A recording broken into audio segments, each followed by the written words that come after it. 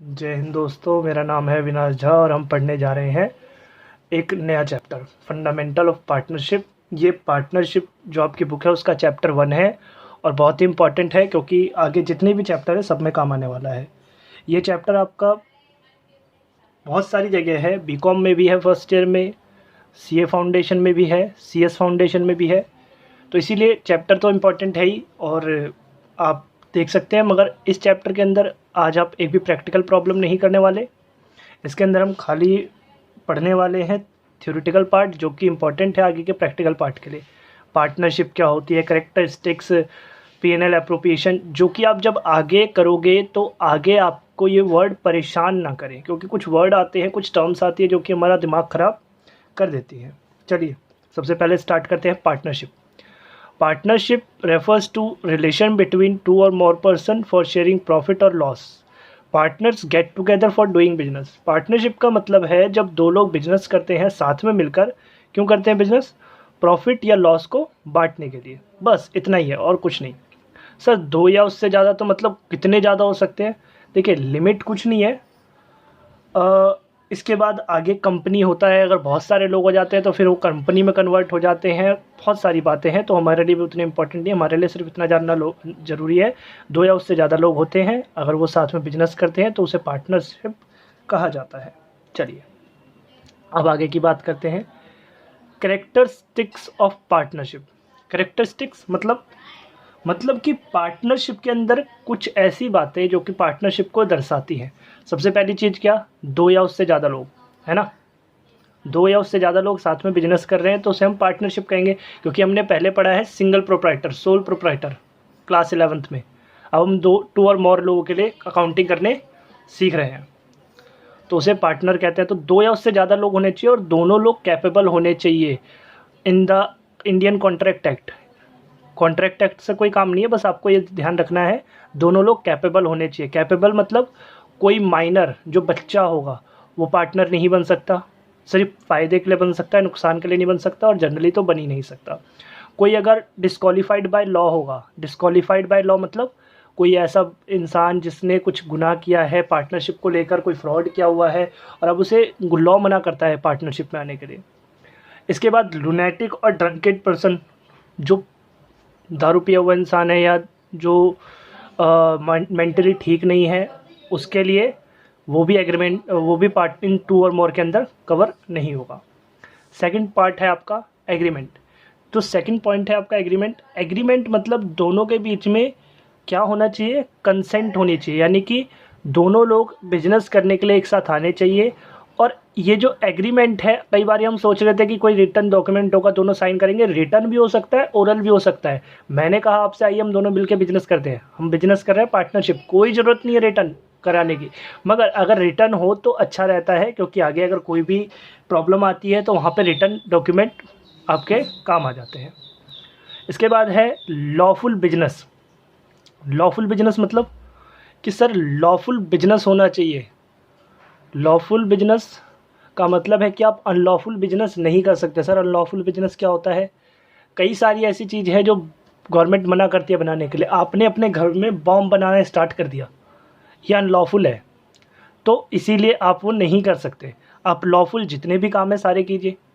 आप कोई भी आर्म्स एंड एम्यूनिशन अपने घर में नहीं बना सकते, तो वो लॉफुल अनलॉफुल हो जाएगा। आप लॉफुल बिजनेस के लिए ही पार्टनरशिप क्रिएट कर सकते हो, ठीक है। इसके बाद फोर्थ है शेयरिंग प्रॉफिट। पार्टनर्स एक साथ क्यों आते हैं? प्रॉफिट बांटने के लिए आते हैं। सर ऊपर तो लिखा है लॉस भी बांटते हैं। बेटा लॉस होगा तो बांटेंगे, मगर जो एक मेन क्या होता है रीज़न, आप लॉस कमाने के लिए पार्टनरशिप में कभी आओगे किसी के साथ? नहीं, कभी नहीं आओगे। आप हमेशा चाहोगे कि प्रॉफिट हो, तो शेयरिंग प्रॉफिट। अगर लॉस होगा तो लॉस भी बांटेंगे ही। फिफ्थ पॉइंट है वॉलेंटरी रजिस्ट्रेशन। वॉलेंटरी रजिस्ट्रेशन का मतलब क्या है? जब हम लोग पार्टनरशिप स्टार्ट करते हैं तो हमारी अपनी इच्छा होती है, स्वेच्छा। वॉलेंटरी मतलब हमारी अपनी इच्छा, स्वेच्छा, कि हम रजिस्ट्रेशन कराएं या ना कराएं। क्योंकि देखिए तीन तरीके की एंटिटी होती है, पहले भी बता चुका हूं मैं, सोल प्रोप्राइटर, पार्टनरशिप और कंपनी। सोल प्रोप्राइटर और पार्टनरशिप का रजिस्ट्रेशन कराना कंपलसरी नहीं है। करा लेते हो तो बहुत सारे फ़ायदे हैं, मगर नहीं भी कराते हो तो कोई दिक्कत नहीं है, लॉफुली कोई परेशानी नहीं होने वाली, ठीक है। तो वॉलंटरी रजिस्ट्रेशन होता है, कोई कंपलसरी रजिस्ट्रेशन नहीं होता। कंपनी का कंपलसरी रजिस्ट्रेशन होता है। कंपनी तभी कंपनी कहलाती है जब वो कंपनीज एक्ट में रजिस्टर्ड होती है, वरना वो कंपनी नहीं कहलाती। मगर पार्टनरशिप अगर दो लोग काम कर रहे हैं तो उसे पार्टनरशिप कहेंगे, ठीक है। Sixth and the last point is one all और all of them act on behalf of all.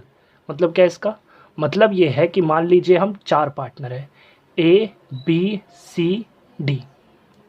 हम में से कोई एक पार्टनर अकेला काम कर सकता है हम चारों के बिहाफ पे, मतलब ए बी सी खुद के बिहाफ पे तो करिए, हम तीनों के बिहाफ पे भी C D A B C D के बिहाफ पे भी वो काम कर सकता है।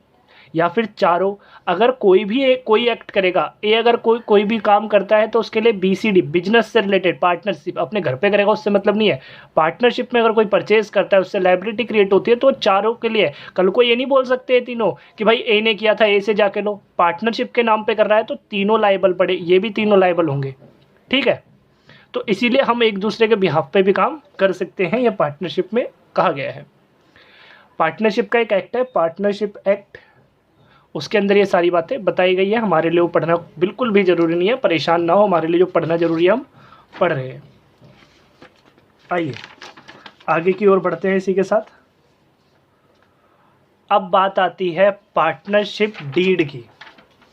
पार्टनरशिप डीड क्या होता है बच्चों? अभी आपने थोड़ी देर पहले एक चीज़ देखी थी कैरेक्टरिस्टिक्स में कि पार्टनरशिप एग्रीमेंट है ना, तो पार्टनरशिप एग्रीमेंट जो होता है ना वही पार्टनरशिप डीड भी कहलाता है। मतलब सर समझ नहीं आया, समझाते हैं जी। Partnership deed it is a agreement between partners which shows terms and condition of partnership.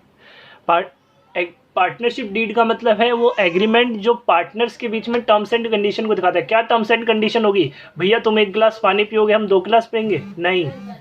Business कर रहे हैं, प्रॉफिट बांटेंगे, तो प्रॉफिट बांटने का तरीका बताया जाएगा कि आपको कितना प्रॉफिट मिलेगा, मुझे कितना प्रॉफिट मिलेगा। हो सकता है रेशियो कुछ 2:1 के हो कि भाई जितना भी प्रॉफिट होगा उसका 2 तिहाई मैं लूँगा, 1 तिहाई तुम लोगे, 2:1 ऐसा हो सकता है। कोई पार्टनर कह सकता है मुझे सैलरी चाहिए, अगर सारे एग्री करेंगे तो मिल जाएगी। कोई कह सकता है मुझे कमीशन चाहिए, अगर सारे एग्री करेंगे तो मिल जाएगी। मगर अगर लॉस होगा तो इनमें से कुछ भी नहीं मिलेगा। अभी बात करेंगे उसके बारे में भी, ठीक है। Difference between charge and appropriation, ये क्या है? देखिए होता क्या है, चार्ज एंड एप्रोप्रिएशन क्या है? हमने 11th क्लास तक पढ़ा हुआ है कि हमारा जो खर्चा होता है वो हम प्रॉफिट एंड लॉस अकाउंट के डेबिट साइड में डालते हैं, जो इनकम होती है प्रॉफिट एंड लॉस के क्रेडिट साइड में डालते हैं, बैलेंस प्रॉफिट या लॉस निकल के आ जाता है। वो जो खर्चा आप डालते थे वो चार्ज था, यानी कि खर्चे मीन्स चार्ज अगेंस्ट प्रॉफिट, मतलब प्रॉफिट के अगेंस्ट जो है, प्रॉफिट को जो कम कर देगा वो चार्ज है। और वो क्या होता है? खर्चे ही तो होते हैं ना। Charge means expenses which have to be paid outsider, इसे बाहर वालों को देना होता है। It shown in P&L account. Sir ये तो हमें पता ही है, क्यों बता रहे हो? अभी देखिए पता चलेगा। ये होता क्या है? सैलरी कमीशन जो आउटसाइडर को देना है, रेंट, पार्टनर को सैलरी और पार्टनर को कमीशन यहाँ पे नहीं है, ठीक है, ये आउटसाइडर वाला है। इसके बाद दूसरा वर्ड है एप्रोप्रिएशन। एप्रोप्रिएशन का मतलब होता है डिस्ट्रीब्यूशन। डिस्ट्रीब्यूशन का मतलब मैं उम्मीद करता हूँ सबको पता होगा, बांटना, प्रॉफिट को बांटना। यहाँ पर प्रॉफिट को कम किया जा रहा था खर्चों के द्वारा, यहाँ पे बांट रहे। फर्क आता है ना आपको। अब आपके जेब में 100 रुपये हैं, आप अपनी दोनों जेब में 50-50 रख रहे हो, बात अलग है। और आपने 50 रुपये किसी और को दे दिए, बात अलग है, क्योंकि वो कम हो गए आपके पास। तो चार्ज क्या? जो आपने बाहर वाले को दे दिए। और एप्रोप्रिएशन अपनी ही दोनों जेब में पैसा उठा के डाल दिया। तो एप्रोप्रिएशन फर्म के पार्टनर के बीच में होगा, सारे पार्टनर एक दूसरे के बीच में प्रॉफिट बांट रहे हैं उसे, और चार्ज जो आउटसाइडर को पे करना है। Appropriation means distribution of profit among the partners in the process of appropriation amount does not pay to outsider। इसके अंदर हम आउटसाइडर को पैसा नहीं देते, किसको देते हैं? अपने पार्टनर को। It's shown in P&L appropriation account. इसके लिए हम एक नया अकाउंट बनाना सीखेंगे इस चैप्टर में, प्रॉफिट एंड लॉस एप्रोप्रिएशन। यहाँ पे था प्रॉफिट एंड लॉस अकाउंट जो आप 11th क्लास में पढ़ चुके हो। यहाँ पे profit and loss appropriation account, नाम ही देखिए क्या है, एप्रोप्रिएशन। एप्रोप्रिएशन मतलब डिस्ट्रीब्यूशन, प्रॉफिट एंड लॉस का डिस्ट्रीब्यूशन होगा यहाँ पे। इसके अंदर क्या क्या चीज़ें आती हैं एप्रोप्रिएशन के अंदर? Interest on capital, salary to partner, commission to partner, etcetera. ठीक है जी, पढ़ेंगे सारी बातें, घबराए बिल्कुल भी ना। अब profit and loss appropriation account क्या है? It is a account which shows distribution of profit और लॉस अमंग दी पार्टनर्स। ये सिर्फ अकाउंट है जो प्रॉफिट को दिखाता है कैसे बांटा जा रहा है। ठीक है, इसके बाद मैं वापस चलना चाहूँगा जरा पार्टनरशिप डीड पे। अभी वीडियो ख़त्म नहीं हुई है।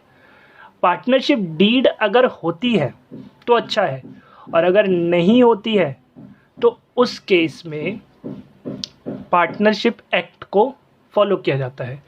और उसके लिए 6 बातें इंपॉर्टेंट है, 5 वो हम अगली वीडियो में करेंगे। आज की वीडियो इतनी ही काफ़ी बड़ी हो गई, 10-11 मिनट की वीडियो है और आप इतना देख ले। अगली वीडियो हमारी होगी एक प्रैक्टिकल कोई पार्ट उठाएंगे और उसके साथ हम एक ये जो पार्टनरशिप डीड का एक पार्ट रह गया है जो कि इम्पोर्टेंट है वो अगली वीडियो में कर लेंगे। जय हिंद, कृपया पढ़ें, पढ़ते रहें। ठीक है।